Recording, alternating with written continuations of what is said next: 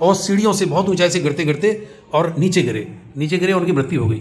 और उनके जब ले जा रहे थे तो उनके बेटे ने कहा, पिताजी आप कह रहे थे कि जब मैं इसका क्या करते उद्घाटन जब करूंगा, इसका इनॉग्रेशन करूंगा, तो दुनिया का कोई प्रतिष्ठित ऐसा आदमी नहीं होगा जो यहाँ ना आए और ये ना कहे कि क्या भवन बनाया है यादव जी ने।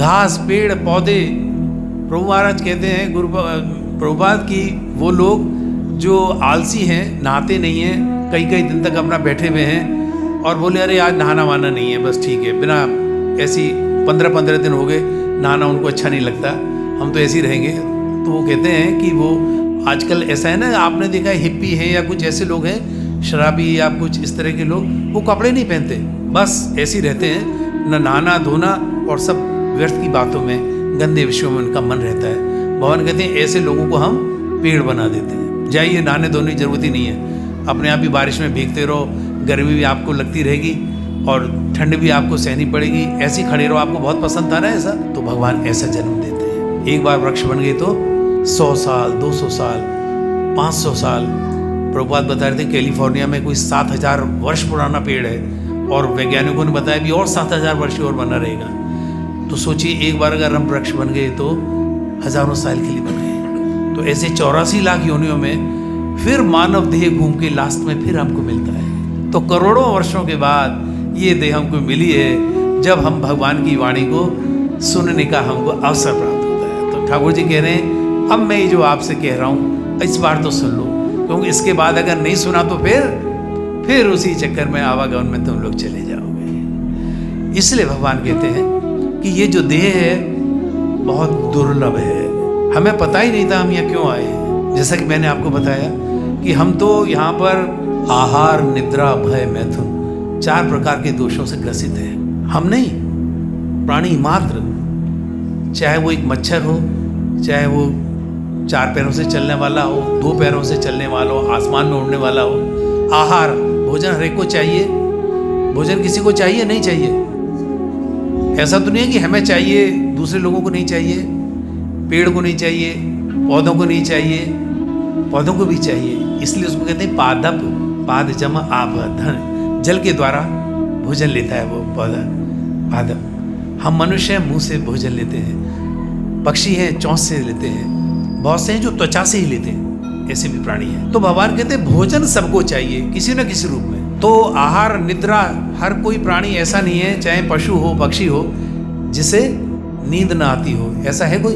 कुत्ता भी सोता है, मनुष्य भी सोता है, पशु पक्षी सब सोते हैं, चिड़िया वगैरह सब आप देखते हैं अपने घोंसलों में शाम को सोने चले जाते हैं। आहार, निद्रा, भय, फियरनेस, हमें डर लगता है हमारे जीवन को कोई हानि ना हो जाए। तो इसके लिए हम क्या करते हैं? सुरक्षा उपाय अपना, हम बड़े समझदार लोग हैं तो अपना घर बनाते हैं। कुत्ते वगैरह थोड़ा कोई बिल, भट्टो वगैरह, सांप कुछ और बना लेता है, शेर अपना कुछ और बना लेता है उसमें रहने की मात। तो सबके सब भय से अपने आप को सुरक्षित करने के लिए कुछ आवास का निर्माण करते हैं। तो सारे प्राणी यही सब काम करें। और भय मैथुनम चौथा है मैथुन यानी प्रजनन शक्ति। हम सब लोग भी संतान उत्पन्न करते हैं, पशु पक्षी भी संतान उत्पन्न करते हैं, सब आप देखिए मच्छर से लेके सब। तो भगवान कहते हैं प्राणी मात्र ये चारों बातें तो आप अपने आप कर रहे हैं, इसमें कोई बड़ी बात नहीं है।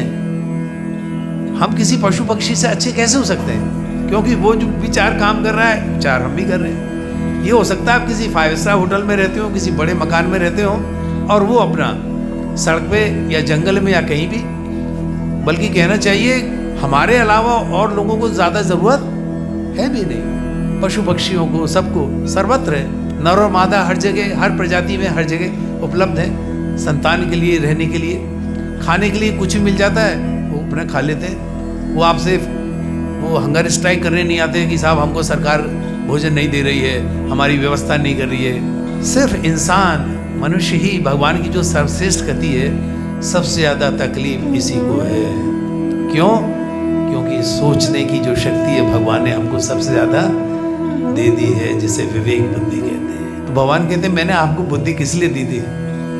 नए नए कपड़े पहनने के लिए, नई नई तरकीबें आजमाने के लिए, नया नया धन कैसे अब बटोरा जाए, इसके लिए भेजा था क्या? हानि का नहीं, मैंने आपको ये बुद्धि इसलिए नहीं दी थी। भगवान कहते हैं बुद्धि मैंने आपको इसलिए दी थी कि तुम लोग जिस जगत में आगे हो यहां से वापस अपने घर लौट सको। ये बुद्धि इसलिए हमको प्रदान की है। इसलिए भगवान कहते हैं इस बुद्धि का उपयोग करना हम लोगों को, बहुत कम लोग हैं जिनको ये पता लगे कि मुझे बुद्धि का उपयोग क्या करना चाहिए। हमारी सारी बुद्धि तो बस इसी में है, इन्हीं चालबाजियों में, सबको धोखा देने में, अपने आप धन संग्रह करने में। भगवान कह रहे हैं पागल, सब कुछ यही मेरा ही है, यही रह जाना है, तुम्हारे हाथ कुछ नहीं जाना। अभी एक ऐसी घटना घटी, एक सज्जन थे एटा में जहाँ मुलायम सिंह जी का राज है, वो बहुत बड़ी बिल्डिंग बना रहे थे और बिल्डिंग को बनाते हुए 4 साल हो गए थे। इससे पहले उन्होंने वो उसका मतलब कई वर्ष उसमें हो गए उनको भवन बनाते में। और हुआ क्या, वो जब निरीक्षण कर रहे थे उनका पैर स्लिप हो गया और सीढ़ियों से बहुत ऊंचाई से गिरते गिरते और नीचे गिरे, उनकी मृत्यु हो गई। और उनके जब ले जा रहे थे तो उनके बेटे ने कहा पिताजी आप कह रहे थे कि जब मैं इसका क्या करते हैं उद्घाटन करूंगा, इसका इनॉग्रेशन करूंगा, तो दुनिया का कोई प्रतिष्ठित ऐसा आदमी नहीं होगा जो यहाँ ना आए और ये ना कहे कि क्या भवन बनाया है यादव जी ने। तो जिसके लिए वो सालों की तपस्या कर रहे थे, 1 सेकंड में, इस जीवन का कुछ भरोसा नहीं, हम कितनी लंबी लंबी योजनाएं बनाते हैं, हम ये करेंगे, हम वो करेंगे। भगवान कहते हैं बुद्धि मैंने तुम्हें दी थी मुझे पाने के लिए, मुझ तक पहुंचने के लिए, और उस बुद्धि का तुमने क्या उपयोग किया? व्यर्थ। इसे कहते हैं व्यर्थता, आपने व्यर्थ कर दिया। तो 2 तरह के प्राणी हैं प्रभु जी, एक तो सुकृतिन है और एक है दुष्कृतिन।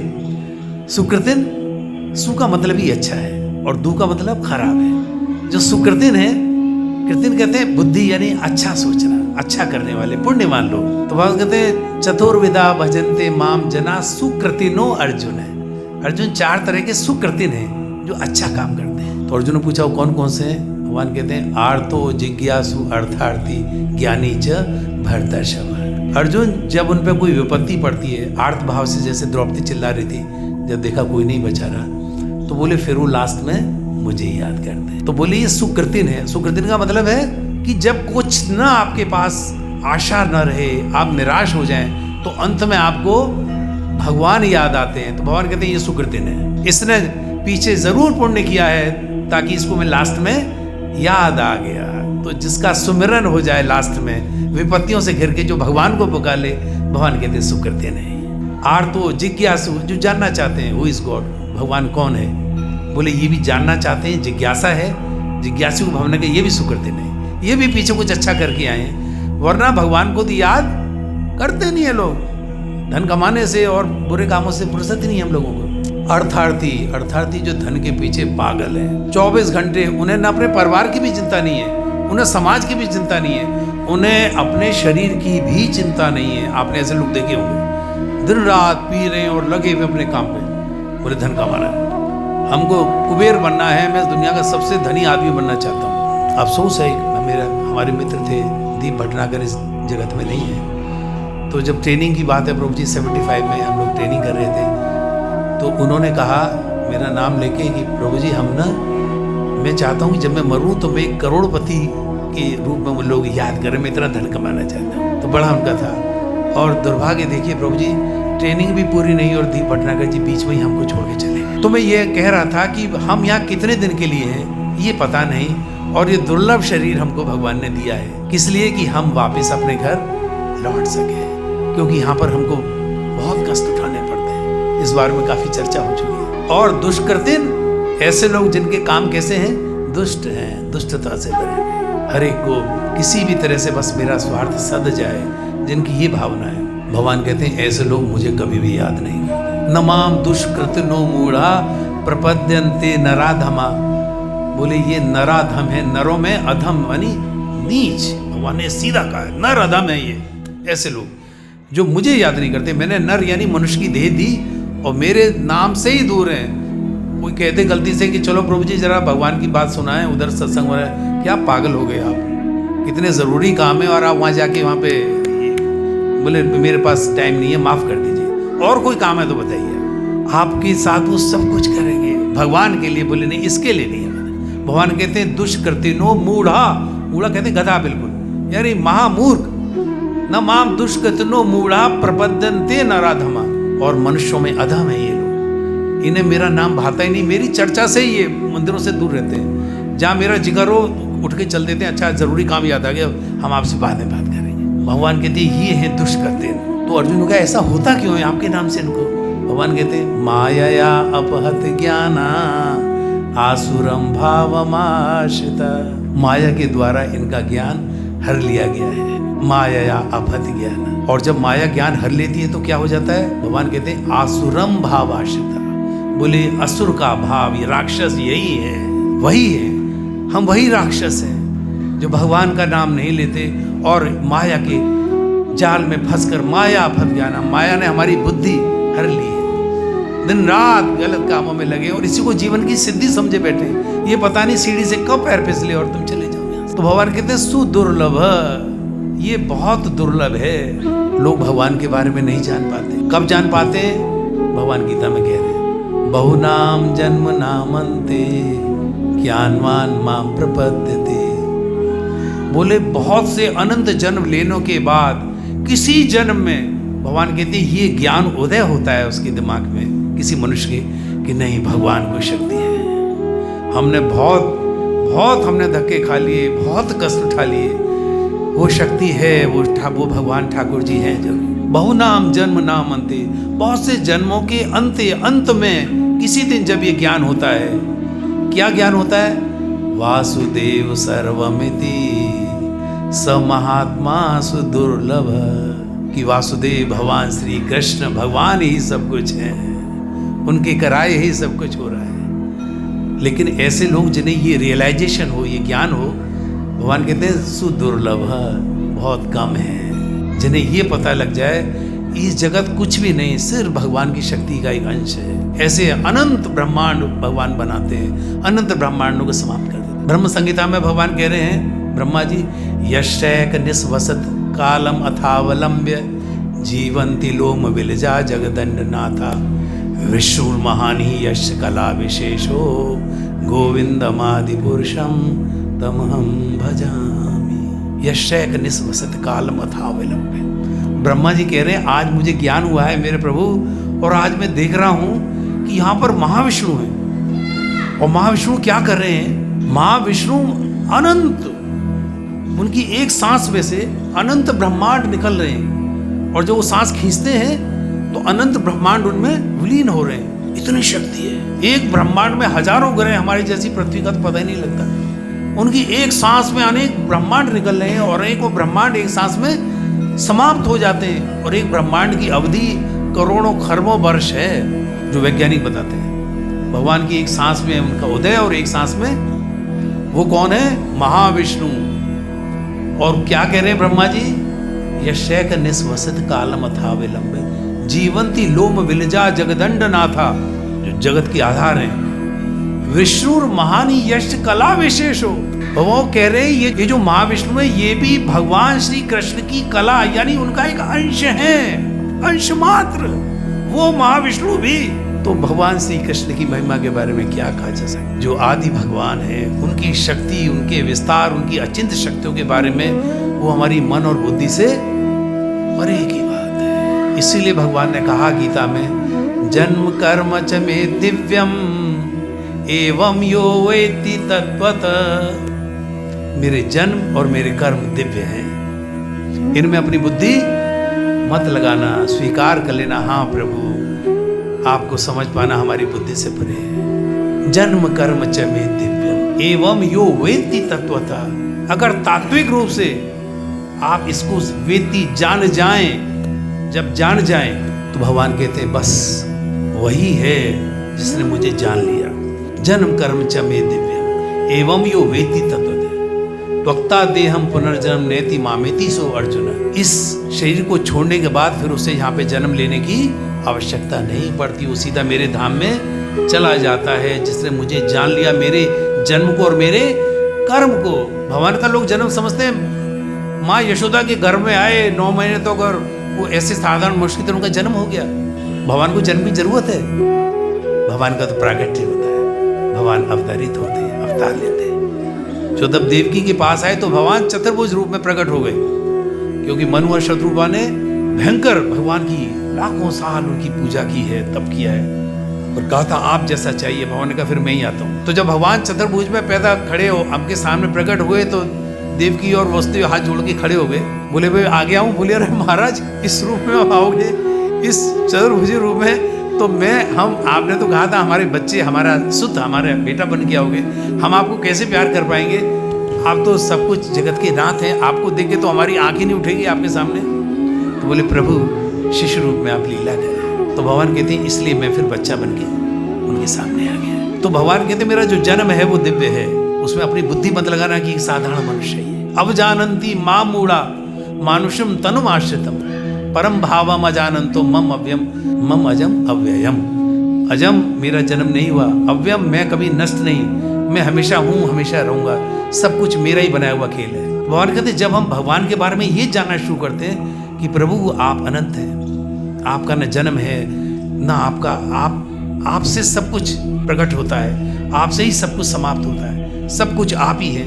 भगवान की ये दिव्यता जब हम जान जाते हैं तो हमारा सिर श्रद्धा से उनके चरणों में झुकने लगता है, और यही भगवान चाहते हैं। जन्म कर्म भगवान जरा से हैं, गोदी में खेलने पड़े हुए हैं, पूतना आ रही है उसका दूध पिया और पूतना को समाप्त कर दिया। अगासुर बकासुर दुनिया भर के राक्षसों को उन्होंने एक एक जरा सी बारी में समाप्त कर दिया। इंद्र की पूजा बंद कराई, इंद्र ने बारिश की तो भगवान ने एक उंगली के ऊपर 7 साल के थे और 22 मील में फैला हुआ जो है आपका 22 किलोमीटर की परिधि बताते हैं सरकमफ्रेंस उसका, गोवर्धन का, और ऐसे उठा लिया 7 साल के बच्चे ने पहाड़ को। क्या ये मनुष्य की बस की बात है? ये सब दिव्य है। तो भगवान कहते हैं अगर तुम मुझे साधारण समझोगे तो हम भगवान की दिव्यता को कभी समझ नहीं पाएंगे। जन्म कर्म च मे दिव्यम एवं यो वेत्ति तत्तत्। तो उस तत्व को जब हम जान लेते हैं तो फिर भक्त को भगवान के नाम के अलावा और कुछ अच्छा लगता ही नहीं है। तो जो सुकृतीन और दुष्कृतीन है वो अपने अपने कार्य करती हैं और यथा योग उसका परिणाम पाते हैं। प्रभु जी ये भगवान कह रहे हैं। तो भगवान ने कहा था कि मैं आपको मुझे पाने के लिए कुछ ज़्यादा मेहनत की जरूरत भी नहीं है, जैसा कि आप देखते हैं। बोले प्रभु आपको पाना तो लोग बताते हैं लाखों वर्ष हो जाते हैं तपस्या करते हुए, तब भी आपकी एक झलक नहीं मिलती। भगवान ने कहा प्रेम से अगर कोई मुझे कहे तो मैं तो गोपियों को इशारे पे नाचता भी हूँ, और वैसे अगर कोई चाहे अपनी हट या जिद से तो मुझे कोई नहीं पा सकता। उससे प्रेम है जो मुझे बांध सकता है, क्योंकि ठाकुर जी को एक ही चीज़ है जिससे वो बंध जाते हैं। जैसे माँ यशोदा ने उनको उखल से बांध दिया था, दामोदर वाली लीला पीछे हम लोगों के मध्य में हुई थी। तो यह भगवान की लीला है। भगवान कहते हैं ये मेरे लिए आपको एक ही चीज़ है प्रेम, और प्रेम का नाम दूसरा क्या है? भक्ति। भक्त और भगवान के बीच में जो प्रक्रिया है, भक्त जैसे भगवान की तरफ पहुंचता है, वो क्या है? उस रास्ते का नाम भक्ति है। भक्ति के मार्ग पे चल के भक्त भगवान के पास पहुंचता है, और भक्ति का रास्ता बहुत सरल है। क्या है?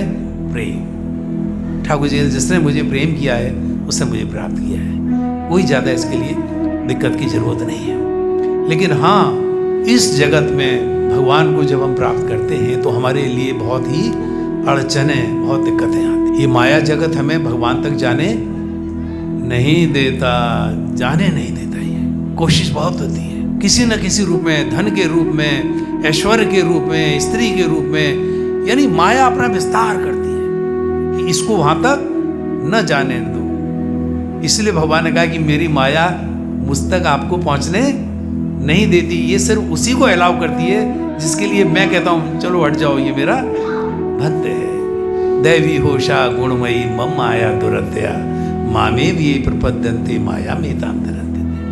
भगवान ने कहा मेरी माया को कोई नहीं पार कर सकता, बहुत दुस्तर है। लेकिन जो मुझे प्रेम से मेरा भजन करते हैं, मेरा नाम लेते हैं, मैं माया मेरी उनका रास्ता छोड़ के खड़ी हो जाती। नहीं तो ठाकुर जी का भक्त है, ये तो हरे कृष्णा कर रहा है।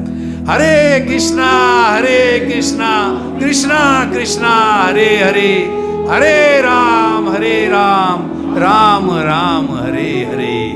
बस यही मेडिसिन, यही दवाई है जिसको हमें भगवान, जो भगवान को पसंद है, भगवान का नाम है। इसको करना है और हम भगवान के रास्ते में सीधे चल पड़ेंगे, माया हमारे रास्ते से हट जाएगी।